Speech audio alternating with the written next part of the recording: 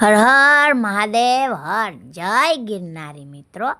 આજે આપણે આવી ગયા છીએ ગિરનાર લીલી પરિક્રમા વિશે થોડી વાતચીત કરવા માટે. તો મિત્રો, ગિરનાર લીલી પરિક્રમા શા માટે કરવામાં આવે છે, ક્યારથી શરૂઆત થઈ અને કોણે કરાવી, એના વિશેની થોડી ઘણી માર્ગદર્શન હું તમને આપીશ અને મારી પાસે જે કંઈ પણ માહિતી છે એ પણ હું તમને એના વિશે જણાવીશ. તો મિત્રો, મારી સાથે મારા વિડીયોમાં બન્યા રહેજો. મારી ચેનલને લાઈક કરજો, શેર કરજો અને સબસ્ક્રાઈબ કરજો. અને હા, બેલ આઇકન દબાવવાનું ભૂલતા નહીં કે જેથી કરીને કોઈ પણ વિડીયો નવા આવે તો સૌથી પહેલાં તમને નોટિફિકેશન મળી રહે. તો ચાલો મિત્રો, આપણે સ્ટાર્ટ કરીએ કે ગિરનાર લીલી પરિક્રમા શા માટે કરવામાં આવે છે અને ક્યારથી શરૂઆત થઈ એ બધી વિશેની માર્ગદર્શન હું તમને જણાવવા જઈ રહી છું. તો કે ભજન, ભક્તિ અને પ્રકૃતિના ખોળે સત્સંગનો સમન્વય એટલે ગિરનારની પરિક્રમા. ગિરનાર પરિક્રમાનું પૌરાણિક મહત્ત્વ શું છે? તો કે એક માન્યતા પ્રમાણે કહેવાય છે કે દ્વાપર યુગમાં શ્રી કૃષ્ણ ભગવાને બળદેવજી સાથે શ્રાપમાંથી મુક્તિ મેળવવા ગિરનાર પરિક્રમા કરેલ.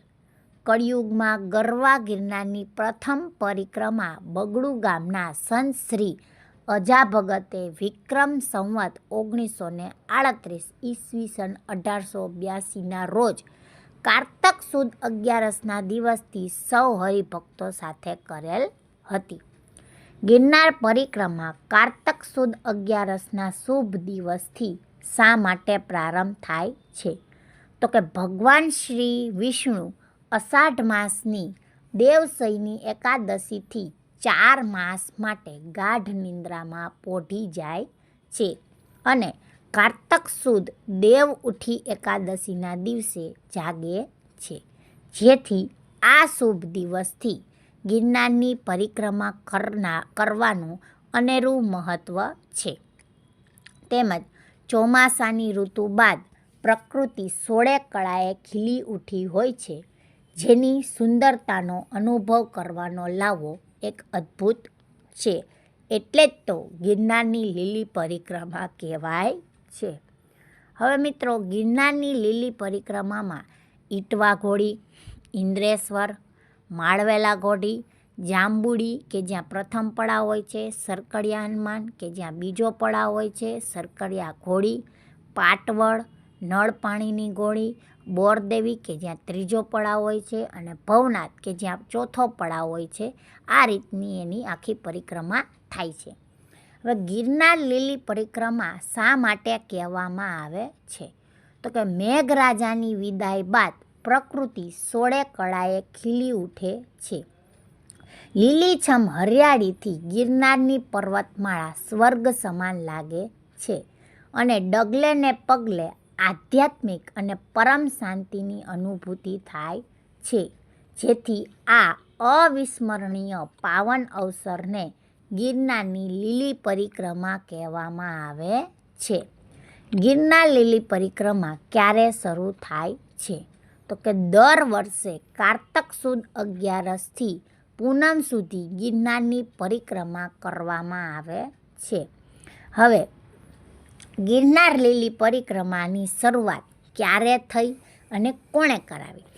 તો કે 140 વર્ષ પહેલાં પ્રકૃતિના ખોળે આધ્યાત્મિક અનુભૂતિની પવિત્ર ગિરનારની લીલી પરિક્રમાની શરૂઆત સોરઠના બગડુ ગામના સંત શ્રી અજાભગતે કરાવી હતી. મેંદેડાના બગડુ ગામના સંત શ્રી અજાભગત વર્ષ 1882માં ભાદરવી અમાસના શુભ દિવસે દામોદર કુંડ પધાર્યા હતા. મંદિરના પરિસરમાં એક સંત યાત્રાળુઓને ગિરનારનું મહાત્મય કહી રહ્યા હતા.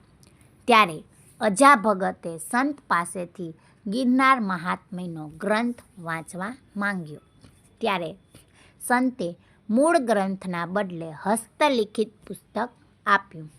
અજાભગતને આ પુસ્તક પરથી જાણવા મળ્યું કે કારતક સુદ 11ના દિવસે પોઢેલ શ્રી વિષ્ણુ ભગવાન અને સર્વ દેવી દેવતાઓ જાગે છે. તેમજ કારતક સુદ એકાદશીથી પૂનમ સુધી ભીષ્મ પંચક વૃતારંભ હોય છે, જેથી માનવી દેહ પંચભૂતોમાં વિલીન થઈ જાય એ પહેલાં એકવાર ભીષ્મ પંચક વૃતારંભમાં ગિરનારની પરિક્રમા કરવામાં આવે તો અનંત ગણું પુણ્ય પ્રાપ્ત થાય છે. આ મહત્ત્વ જાણીને અજા ભગતે વર્ષ 1882ના કારતક સુદ 11થી પૂનમ સુધી ભક્તજનો સાથે ભક્તિભાવથી પરિક્રમા કરી હતી. તો મિત્રો, આ છે ગિરનારની લીલી પરિક્રમાનું મહત્ત્વ. કોણે શરૂઆત કરી અને ક્યારથી શરૂઆત થઈ એ વિશે મેં તમને થોડી ઘણી માહિતી આપી. મારી પાસે જે કંઈ પણ માર્ગદર્શન હતું એ પણ તમને જણાવ્યું. મિત્રો, તમારી પાસે કંઈ પણ માર્ગદર્શન હોય તો મને અવશ્ય જરૂરથી કહેજો. અને મિત્રો, મારો જો વિડીયો ગમ્યો હોય તો મારી ચેનલને લાઇક શેર જરૂરથી કરી દેજો. અને વિડીયો ગમ્યો હોય તો કમેન્ટ અવશ્ય કરજો, જેથી કરીને મને ઉત્સાહ મળે અને મને ખબર પડે કે તમે લોકો વિડીયો મારા જુઓ છો અને મને આગળ વધવાની પ્રેરણા મળે. તો મિત્રો, ફરીથી મળીશું આપણે નવા વિડીયો સાથે. ત્યાં સુધી સૌને મારા જય શ્રી કૃષ્ણ. આવજો, ટાટા, બાય બાય. અને હા, જો આપણને વિડીયો ગમ્યો હોય તો વિડીયોને લાઇક કરી દેજો અને કમેન્ટ અવશ્ય કરજો અને શેર કરજો, જેથી કરીને બીજા યાત્રાળુઓને પણ ખબર પડે કે ગિરનારની પરિક્રમા ક્યારથી શરૂઆત થાય છે, કેવી રીતના થાય છે, એ બધી જાણકારી પણ એ લોકોને પણ મળે અને એ લોકો પણ આમાં જોડાય. એટલા માટે તમે શેર કરજો, જેથી કરીને ઘણા લોકો સુધી આ વાત પહોંચે. મિત્રો, તો મારા વિડીયોને ગમ્યો હોય તો લાઈક કરી દેજો અને ફરીથી મળીશું મિત્રો. ત્યાં સુધી સૌને મારા જય શ્રી કૃષ્ણ. આવજો, ટાટા, બાય બાય અને જય ગિરનારી મિત્રો. હર હર મહાદેવ હર.